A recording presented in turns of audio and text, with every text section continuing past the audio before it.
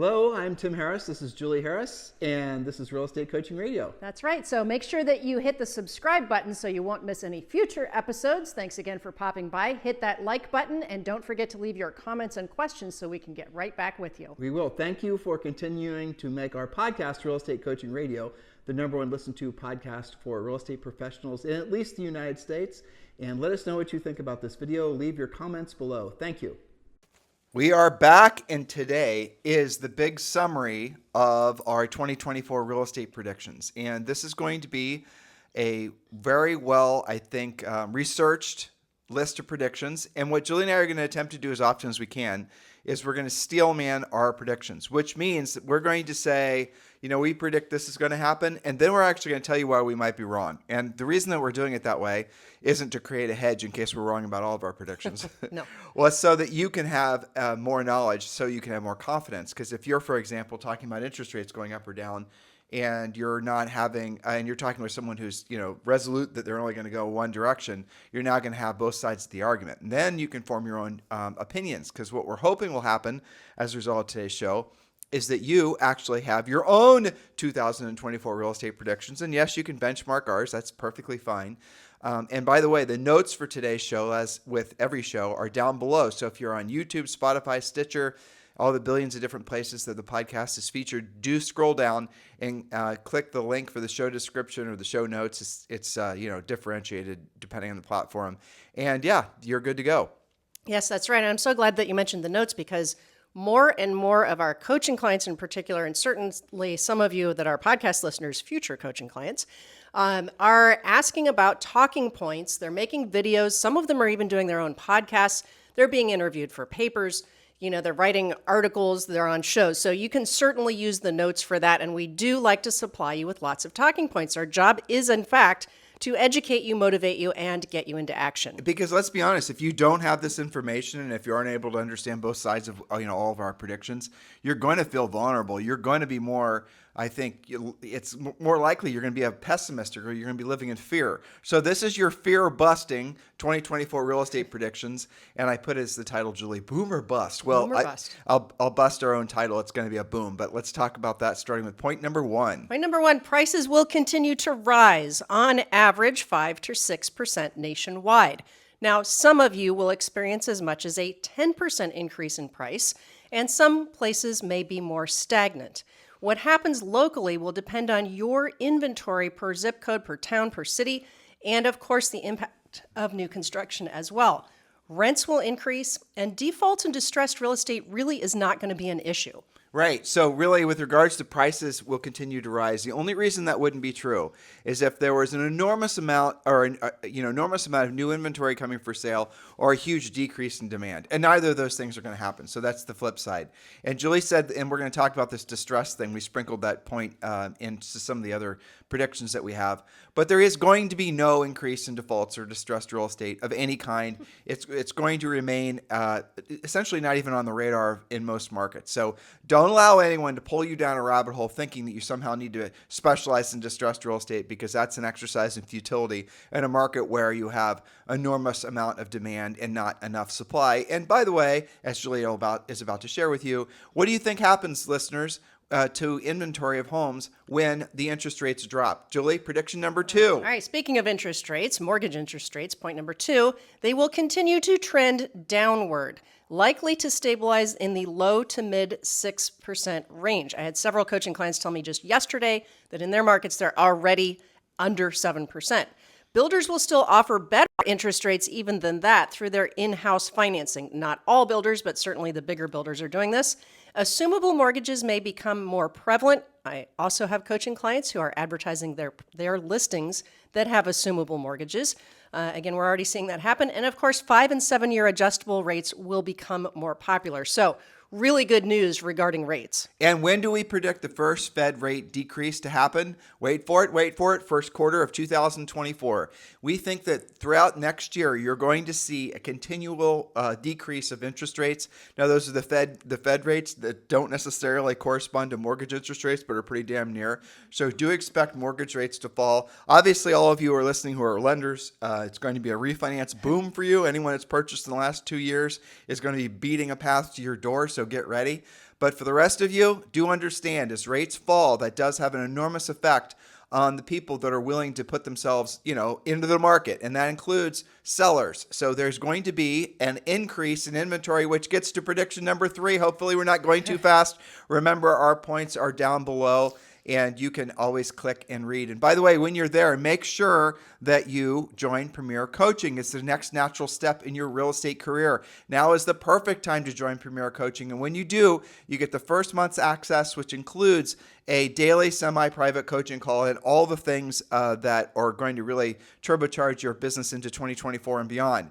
The number one thing that we want all of you to download the second you join Premier Coaching is the Real Estate Treasure Map. It's your fill-in-the-blank life and business plan. It's something that all of you should be completing if you haven't completed it already.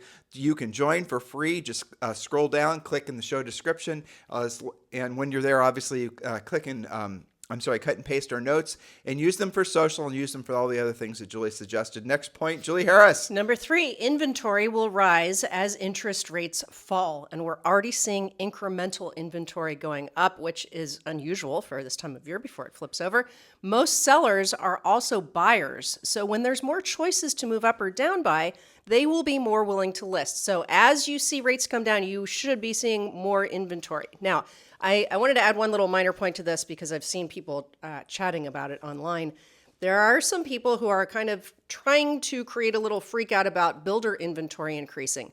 But you have to remember that builders can actually control their own inventory. Most of the, for example, both up and down inventory, one of the reasons why the builders are able to do what they're doing is because they've had land in farm bank all over the country for years.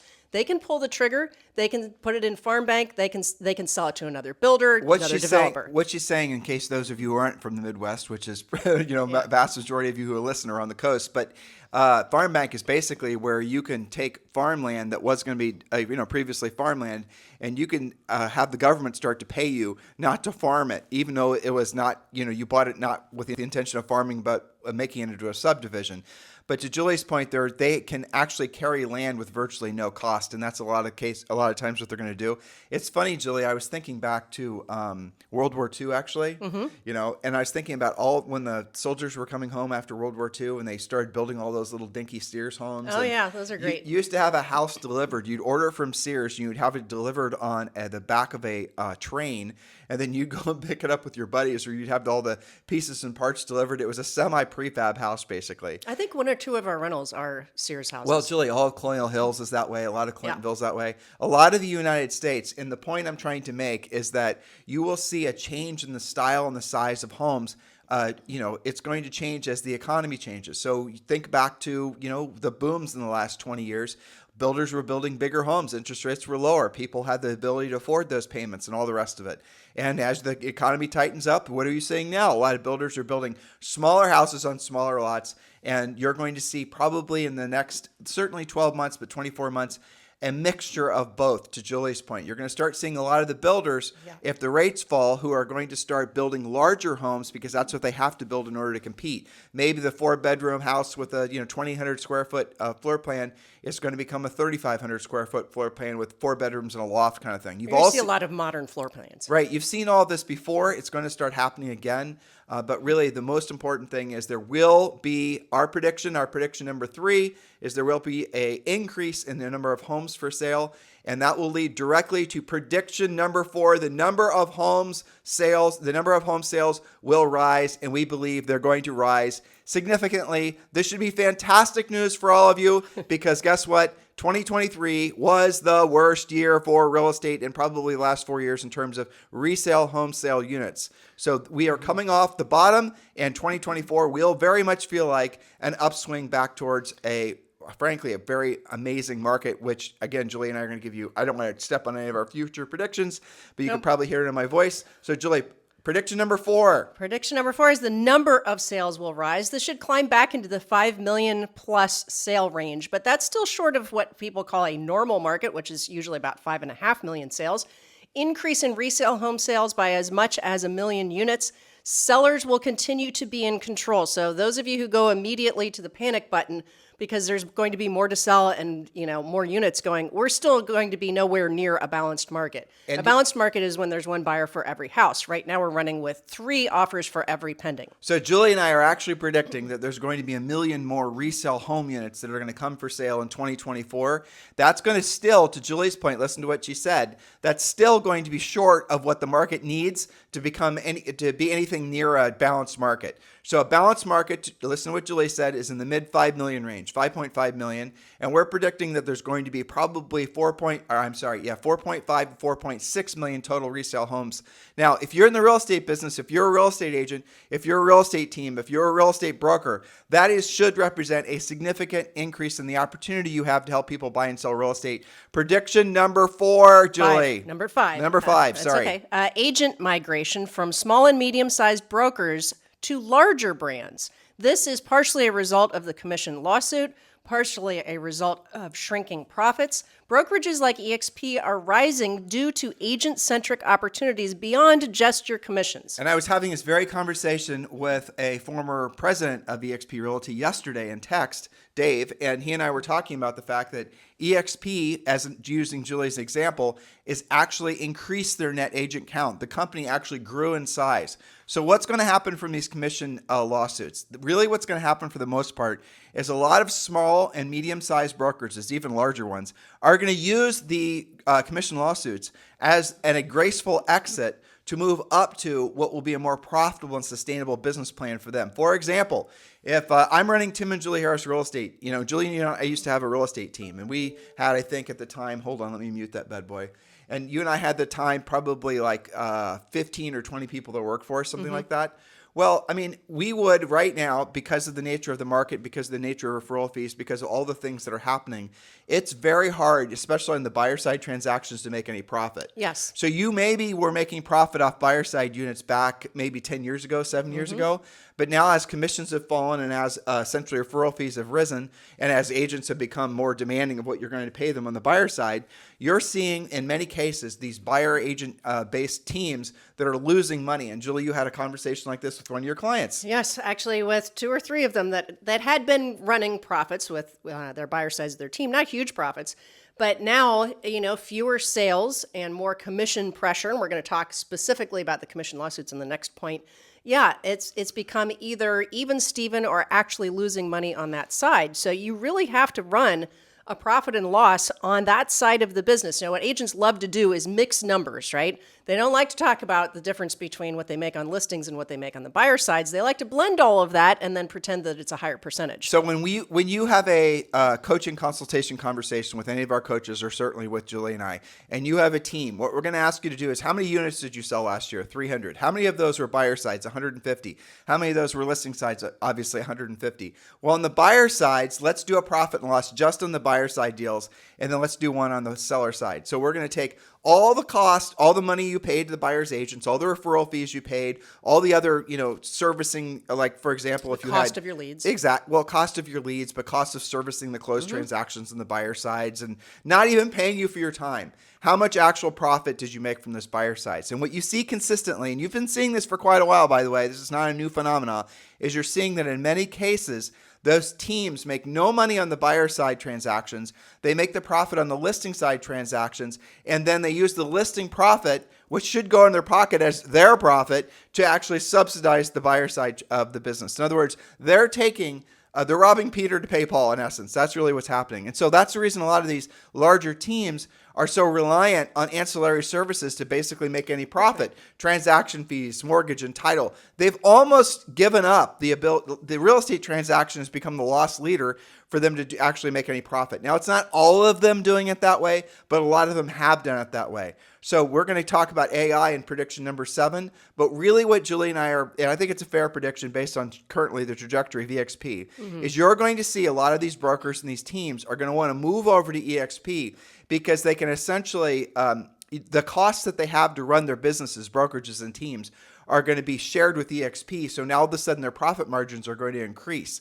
And the eXp value proposition, as an example, to the actual agent is so much more powerful than it is at a small, medium-sized brokerage. But really what's going to happen, the impetus of so many of these brokerages were looking for, a new business environment, EXP in our, prediction, is that they are not going to want to have to deal with the litigation that is inevitably going to come from all the copycat lawsuits that are as a result of this commission sharing, agreement lawsuit thing that's happened. If you guys don't know about that, we've done a lot of podcasts on it. But what we're already seeing are the copycat lawsuits are starting to go after small brokers and small teams. If you're a small broker and if you're a small team and if you don't have this potential litigation on your radar, you need to seriously think about having a direct conversation with me so I can explain all the different, machinations of what might potentially happen. And you can text me directly at 512-758-0206, 512-758-0206. You have to have a plan. No plan is going to result in you essentially always being on your heels worrying about this. So at least have in your back pocket your plan B. And that's what we could have this conversation about. So it's 512-758-0206. Prediction number 6. Prediction number 6. Prediction number 6. The effect of the commission lawsuit. It's too soon to tell. However, watch for your local MLSs to decouple from NAR. Again, NAR for my newbies is National Association of Realtors. Membership to NAR will drop, but that does not mean agents are necessarily quitting real estate. Just because you're not part of NAR does not mean that you are not selling real estate. So when you hear these talking heads, mostly on YouTube, talking about the drop in the number of realtors, they might very well be correct. It makes sense that they are, but that does not mean it's the drop in the number of licensed agents. So for example, in California, you can join your MLS and not be a member of National Association of Realtors. When Julie and I were selling real estate, you could not. You had to join your MLS and you had to join National Association of Realtors. You didn't have a choice. At the time we were with RE/MAX, but I think that was a local MLS policy. Mm-hmm. And our prediction is you're going to see in very short order, within the next 60 to 90 days, there's going to be a change in the rules that you no longer have to join NAR to be a member, to be obviously an active participant in your local MLS.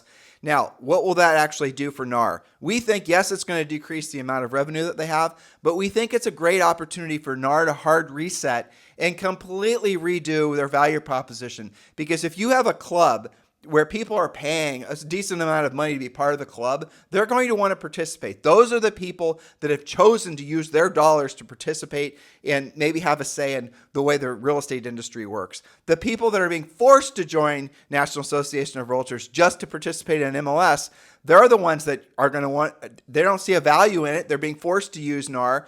Whether that's, whether they're correct in that assumption or not, Julie and I think NAR has huge benefit to the real estate industry. But all this aside, the actual result to NAR will be fewer members. This is our prediction. But it will actually create a stronger NAR because those members will be actually actively participating because they'll have chosen to pay to participate. Yes, that's a very good way of explaining that. And another result of the commission lawsuits is the flexibility of buyer side fees may become more normal and less locked in, less of a specific percentage of entitlement to that commission. That's going to be localized, so watch what's happening. And also some of that's powered by your own brokers. Power of the state and local boards will increase if NAR's influence decreases. We've already seen a little bit of that, and the argument for that is that that's much more localized to you. You probably are more tuned into that than you are on the national basis. So that's all fine. I agree with you that there's certainly value to NAR, and I like that you pointed out, there's going to be headlines about, NAR membership drops by whatever percentage. And somebody's going to spin that into a realtor recession or a realtor, Julie, nobody tracks the number of licensees in the United States. Exactly. But that's the important number. Right? And we did see this morning, we read that the supposedly National Association of Realtors year over year is down by members of 1.5%? 1.4%. Yeah. Right. So even if that number drops by a half or even more, that doesn't mean the number of licensees are actually going to decrease. Licensees as in you guys, And so with that in mind, and I don't think we have this as a prediction, but it's fair to say that the number of licensees will actually increase. The number of people getting real estate licenses will increase. The number of people joining National Association of Realtors, assuming our prediction is correct, will decrease. Those are the two trends that we expect to happen. So if you think there's going to be a mass exodus of National Association of Realtors members, there very well could be. We're predicting that there will be because of this litigation, but will there be a decrease in the number of actual real estate agents? No way. No. Why? Because they're going to see that the new real estate boom, interest rates have, fallen. They're going to see opportunity. A lot of people get into real estate part-time. A lot of people get into real estate, when they're frankly not making enough money from their primary job. They're looking for, as the kids say, side hustles and the rest of it. Yeah. All of these trends are just amplifying into 2024. There will be an increase in the number of licensees, a decrease in the members of National Association of Realtors. All right, prediction number 7: new AI-empowered team and brokerage models will thrive. AI-empowered agents will rule the roost. Expect AGI beyond just AI to be the biggest reality bender since the Industrial Revolution or even the tech revolution. Soon, AI will do all of your social media for you and other passive lead generation. AI will allow individual agents to operate as if they had a big and expensive team. AI will even enable agents to not just lead generate, but also to do initial pre-qualification and pre-sales. Can you talk a little bit more about that? Yeah, so AGI is essentially where it's indistinguishable that you're talking to, a computer versus talking to a human. And that could be voice, that could be video, and I assume if, Elon Musk's robot actually works out, it actually might be a robot as well. But it'll be indistinguishable. So the AI, or rather the AGI, artificial general intelligence, is the step beyond artificial intelligence. AGI is the big breakthrough. AGI is the thing that you hear people talking about that they're sometimes fearful of. But AGI, what it's going to do, it's going to free you up, individual real estate practitioner and those of you who own teams, to focus on the high value contacts with your actual buyers and sellers. So it's interesting when you're thinking it from a practical, tactical perspective. If you had a real estate team or brokerage and you had, AGI that can essentially replace certain roles in your team, what roles would those be? Well, it's obvious. A lot of them are going to be the transaction coordination. It's going to be the marketing. You're going to be able to go to AGI and you're going to say, AGI, please create for me a 12-month, YouTube video series on how to buy your first house. I want to produce a new video every 2 weeks or every week or 5 videos a week, whatever. Then you're going to have a scan of yourself. So it's going to be a virtual you that's already going to be scanned. It's going to have a voice sample of you. And then it's going to create the script that the virtual you is then going to be presenting, talking about essentially first-time buyers. Then it's going to start churning out the videos, and it's going to publish the videos on YouTube, do all the SEO inside YouTube correctly, then make those videos into shorts, publish those videos. You guys get it? That's what's coming. That's going to free up so many of you to focus more on the high value, frankly, high skilled activities that are required. How many of you listening right now really enjoy doing all the work that doesn't result directly in a paycheck? So if you want to know what AGI will replace, it's all the activities other than the actual direct human contact. Because what AGI won't do, and I thought a lot about this point, what AGI won't be able to do is have that nuanced, intuitive human connection. It never will be able to do that. Yeah. Will AGI be able to pre-qualify? It will, but it will never be able to do it as well as a skilled real estate agent. Will AGI be able to do transaction coordination? Absolutely. Make home brochures? 100%. Mm-hmm. Do a lot of that type of stuff. Social media. Exactly. Those are the jobs that are going to go away. How about this? There are AI, not really bots, but let's call them bots. There's AI bots now that can actually be your social media manager for you and respond and like and do all the things that a normal human would do, so that you can try to get interaction on your social media post, if that's important to you. Now, what if you're not that interested in passive lead generation? You want to focus on proactive lead generation. AGI, there's a lot of companies in the real estate fintech space that sell you guys leads, and their leads are supposedly based on some sort of fancy AI algorithm and blah, blah, blah. The truth is they're not. They're taking different databases and they're just scrubbing for these certain elements, and then they're guessing that those are going to be the ones in the case of people selling listing leads. This person's been in their house for 7 years. They have this much equity. They are this age. They're most likely this, that. That's not AI. That's just essentially if anything, an elaborate spreadsheet. Okay, so what AGI will do is AGI is actually going to be able to pull out data from, is this person actually searching online? Because when you are using YouTube or you're using Google and you click that I agree, that information is actually tracked, all the searches you're doing. AGI is going to be able to access that, so you're going to be able to get very drilled down, detailed information on not just who's most likely to move, which you guys are now essentially paying for those types of leads. The likely to move leads are mostly a waste of money. The progress of this, the evolution, if you will, when AI becomes AGI, is it's going to tell you not only is Bob and Susie Smith at this address most likely to move based on the standard parameters, but guess what? They've been on Zillow for the last 2 months searching, and this is what they're looking for. Or they've been searching for information about how to hire a real estate agent and things like that. You guys get it? That's just for example. So what's going to happen? The old rule was essentially tech-enabled agents are going to replace the agents that aren't tech-enabled. But now what's going to happen is AGI is going to be so, dare I say, easy to use that everyone's going to be able to leverage it at levels that, frankly, we can't even speculate on now. But you should be excited about it. Don't be intimidated about it. If you are, why AGI won't replace you is because it will never be a human. It will never be able to have those direct human connections. And those are the connections that people will always be willing to pay for.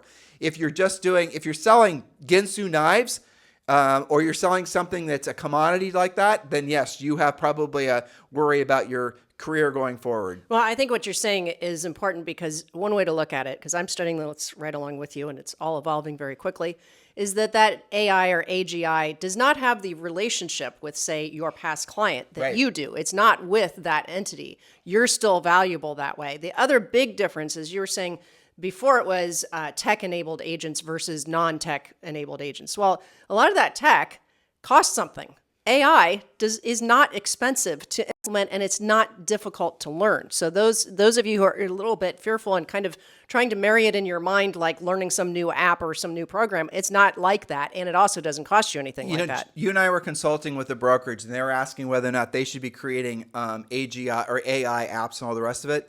And you and I spent a week or so researching to see who was actually in the app development space for real estate. And the answer that I came back with was no, don't waste your money on it. Right. Because if you start investing, developing a specific app to solve a specific perceived problem at your brokerage, it's not going to happen overnight. And the probability of you getting the output of your work being a really great app is about zero, because you're competing with companies like Google and OpenAI and all these other entities. So what's going to happen is the Googles and the OpenAIs, they're going to create the basic platform where all the other companies are going to start creating, let's just call them overlaying or repackaging of it. So if you're contemplating creating your own AI app, don't bother, because by the time you even find somebody who claims they know what the hell they're doing, you're already going to be able to go on into the open market and find the exact widget that you were hoping to pay to create. So keep that in mind. Things are now happening. The development of AI into AGI, and this is the prediction, is going to make it so that a lot of you who are, frankly, have these inefficient, brokerages and teams are going to be able to leverage the AGI, spend more time with buyers and sellers, and actually make a hell of a lot more profit. Julie, prediction number 8. Number 8, new construction will continue to be hot. It will continue to impact the resale market. You cannot be blinded to new construction. You need to be educating yourself in your own market, and we have done a lot of podcasts on that. Don't expect builders to flood the market. We talked about that earlier. They do control their own inventory. If they were to flood the market, they're going to affect themselves as well. Smaller floor plans, Tim, you talked about that. There's a lot of mid-century modern stuff coming back that utilizes space differently. New construction prices have already adjusted down by 5%. Builders are not going to want to do much more of that. And so they're going to control their inventory and make sure, we already don't see tons and tons of spec homes and stuff like that. But get what she's saying. They've lowered their prices because of the fact that they're making smaller houses that cost less money to build. If interest rates fall, all the market dynamics are going to, follow obviously the supply and demand. So just have your mind open to it. The real takeaway from all this, and Julie corrected me on this the other day, is the number of new construction homes in 2023 was? About 700,000 that I believe actually closed. Okay, now that was new homes and multifamily, or just new homes? That's just new residential. If you put the multifamily, which tracks everything from 2 families on up, then it's about 1.5 million. All right, now pay attention, listeners. This is important.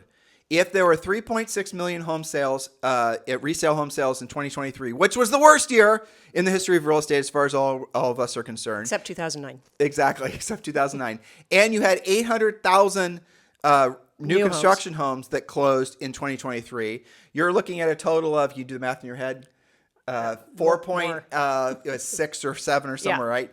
All right. So if you are now adding what Julie and I predict to be 1 million more resale homes, and you're adding in the inevitable increase in new construction, you're going to start seeing something happen that many of you have never experienced before, and it's almost going to be overwhelming. You're going to start feeling a surge. You're going to start, many of you weren't in the business back in 2009, 2010 when the market started roaring back, but that's what we're expecting to actually have happen in 2024. That's what it's going to feel like. You're going to feel rates decrease.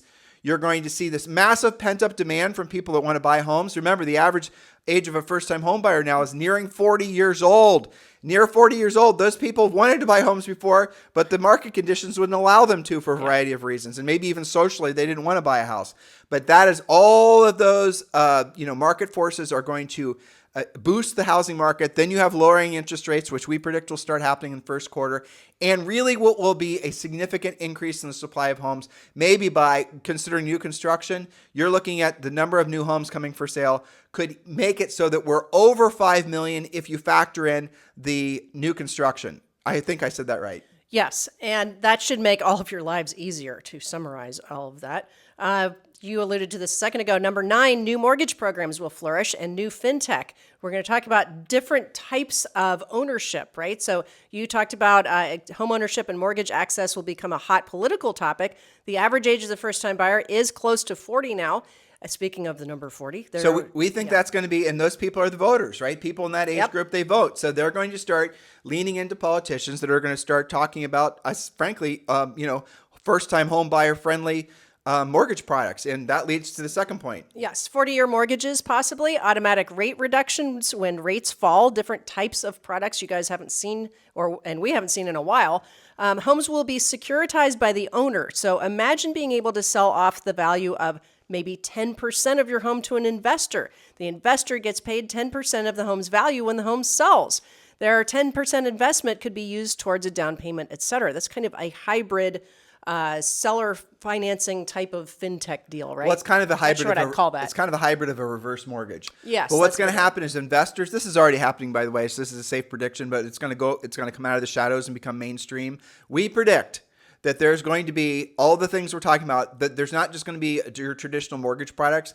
There's going to be your traditional mortgage products, some more, frankly, aggressive mortgage products. But then you're going to see a lot of these real estate fintech companies that are going to start creating other interesting opportunities. And one of the ones that we believe actually makes sense is that you're going to be able to say, for example, you want to buy a house in Columbus, Ohio. And let's say that house costs $425,000, but that house over the last 20 years has shown a very consistent, albeit some years it's single digit and other years it's double digit rate of appreciation. Well, if you will then go to an investor and you're saying, I'm wanting to buy 123 Elm Street, it's going to cost $425,000. And I will commit to selling 10% of the future home's value to you above maybe just the equity, maybe just the appreciation. They'll hash it all out.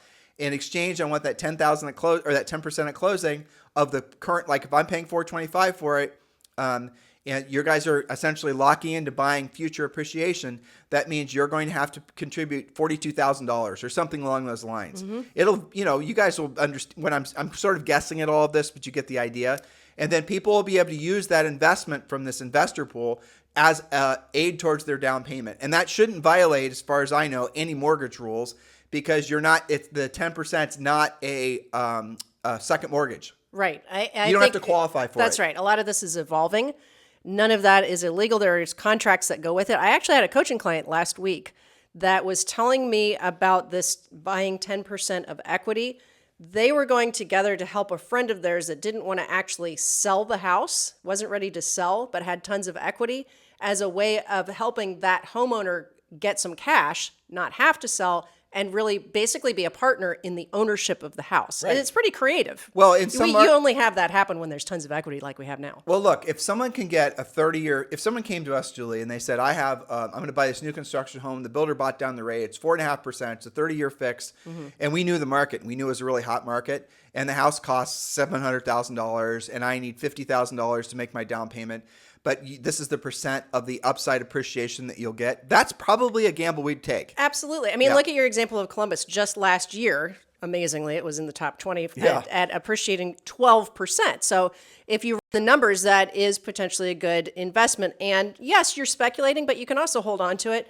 The thing that'll be interesting is how and if and how that affects the borrower's, the buyer's qualification for something. Well, they won't have to pay that money back, so it won't go against their ability. But here's the real question. Again, we're not experts at this, and this is a prediction, is that whether the investor is going to get the tax benefits of owning a portion of that house in terms of depreciation, right? And how that'll be treated. They could very well. And, so we'll have to see. But next thing we're predicting along the lines of new mortgage programs is we think Freddie and Fannie, this is very wonkish, but it's interesting. We've been watching this for years. It's funny, some of the first stock Julie and I bought back when we got married in 1991. I think in 1993 we started buying stock, and some of the first stock we bought was Fannie and Freddie. Yep. Now, obviously, Fannie and Freddie are in receivership, but we're predicting that Fannie and Freddie come out of receivership. Now, why is that good for you? Again, more mortgage products. And more specifically, they're going to start buying mortgage-backed securities. Right now, what's happening, and this is having an effect on the interest rates, is that the Fed is selling mortgage-backed securities, not buying mortgage-backed securities. So I think Fannie Freddie right now have $130 billion in their savings account. I mean, if there's a company that needs to come out of receivership, there's those two. So they're going to we believe that they're going to start buying back, they're going to be out of receivership, and then they're going to start buying mortgage-backed securities. Again, prediction, don't hold us to it. But then we also believe, because we do know, we're quite certain that interest rates are going to start going down in the first quarter of 2024, that the Federal Reserve will actually have to start, they won't call it quantitative easing, that's for damn sure, or money printing. No, nothing like that. But we do believe that the Federal Reserve will actually start buying mortgage-backed securities.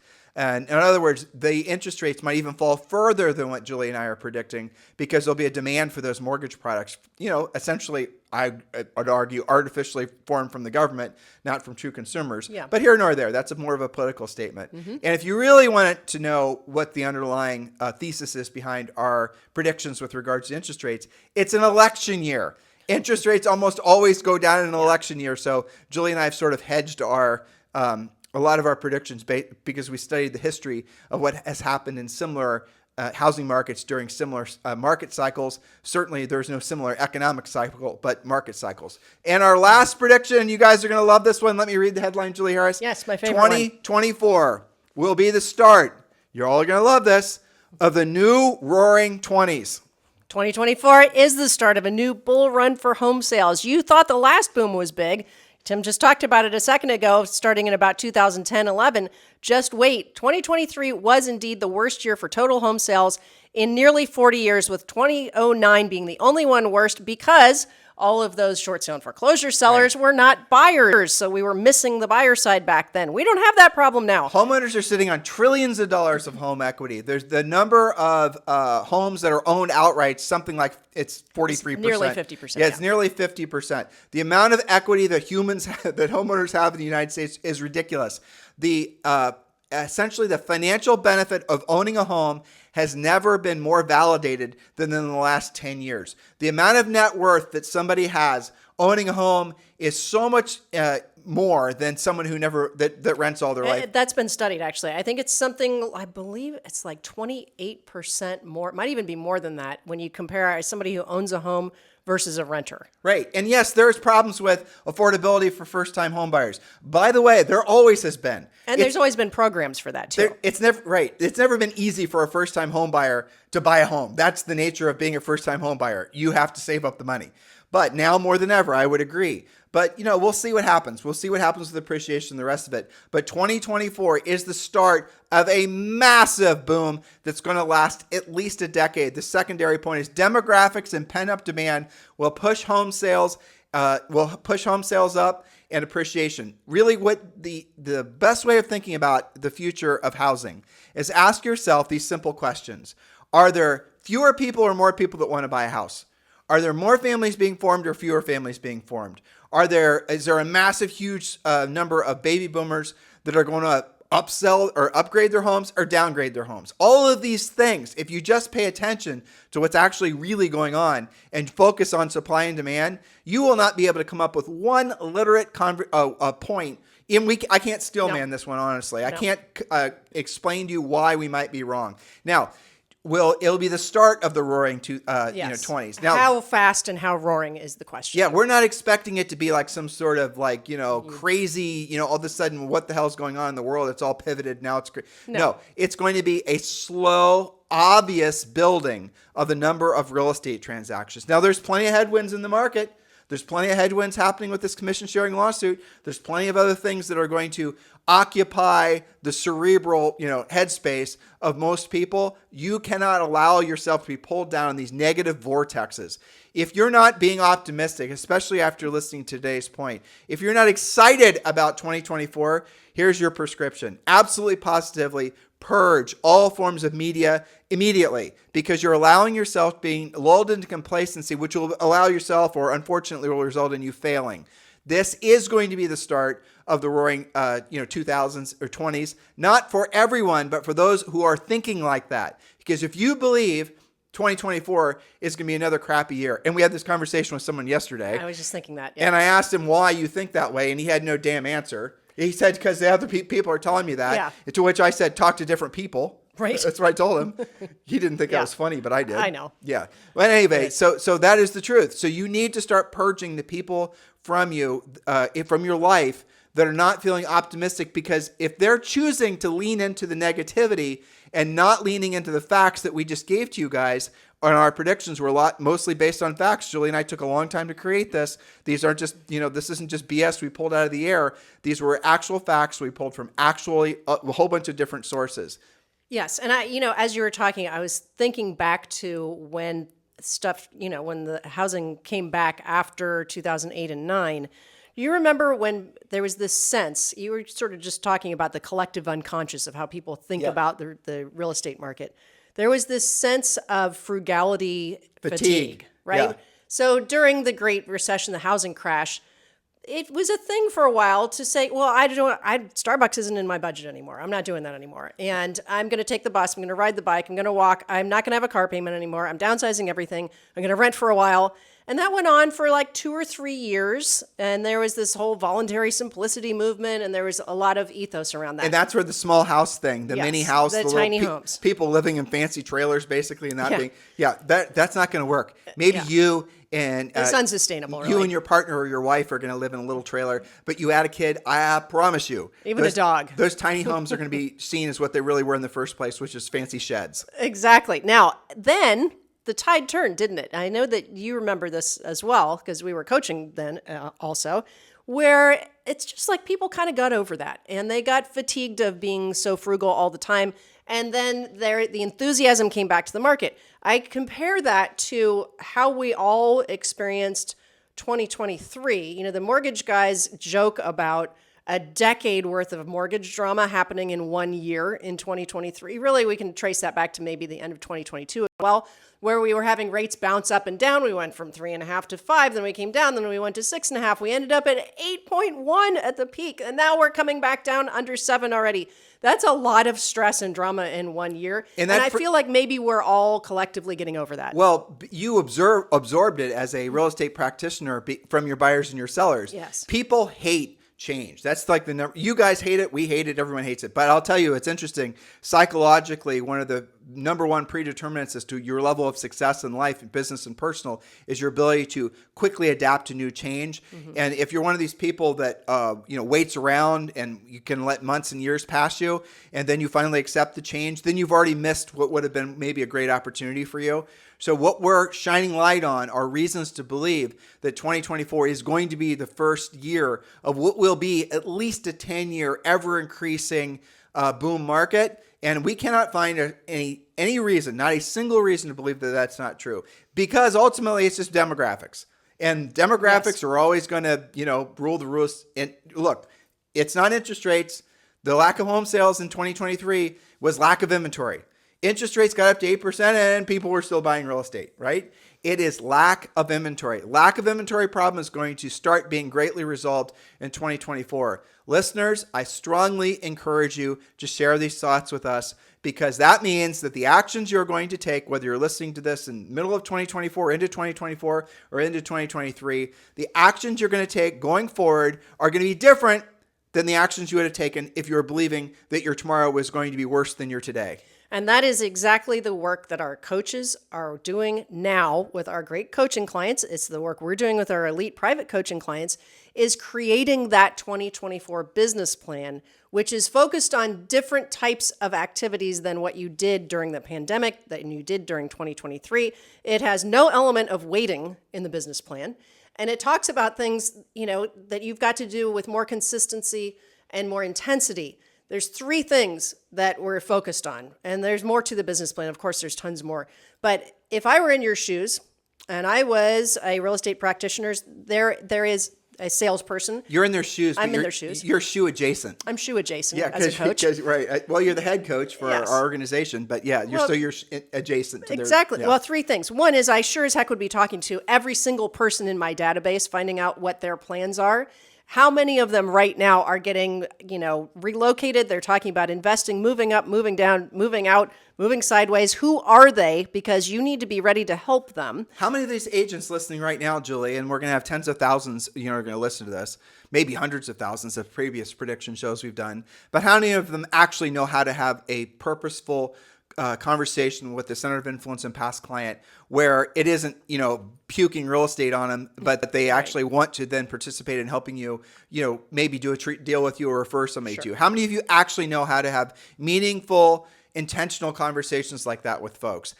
Some of you, you're very good at it, and no doubt about it. Well, those are the ones with all the pendings and listings. Right, exactly. Others of you, most of you, you're not good at it, and you don't know you're not good at it. Here's how you know if you're good at it or not. How many deals do you have pending right now that are from centers of influence and past clients? How many listings do you have right now that are from centers of influence and past clients? How many actual conversations have you had with anybody in the last, 180 days that have resulted in you generating a listing or buyer lead? Chances are the answers to those questions are it's a very low number of you that are that efficient. And if AGI leads anywhere, it's going to lead to the agents that know how to have those intentional, purposeful conversations.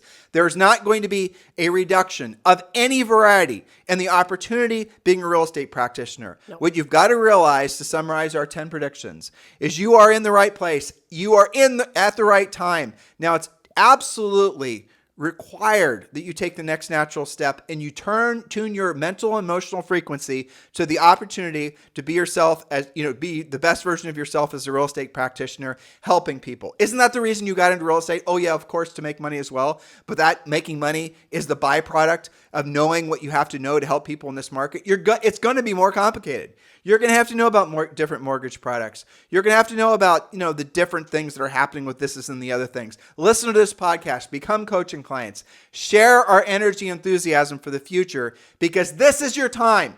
This is what it feels like to be in the right place at the right time. So listen, guys, thank you for keeping this the number 1 listened to daily podcast for real estate practitioners in at least the United States.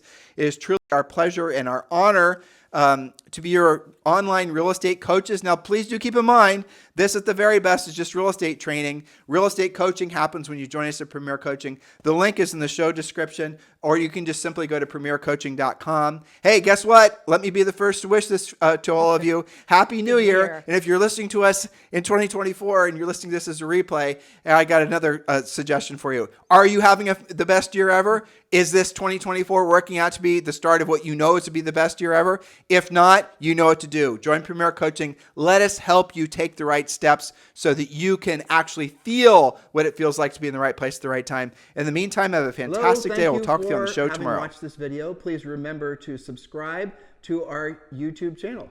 That's right. And don't forget to hit that like button, leave your comments and questions below, and we will get right back with you. Thank you for watching this video. And remember to watch the next one. You're going to love that one.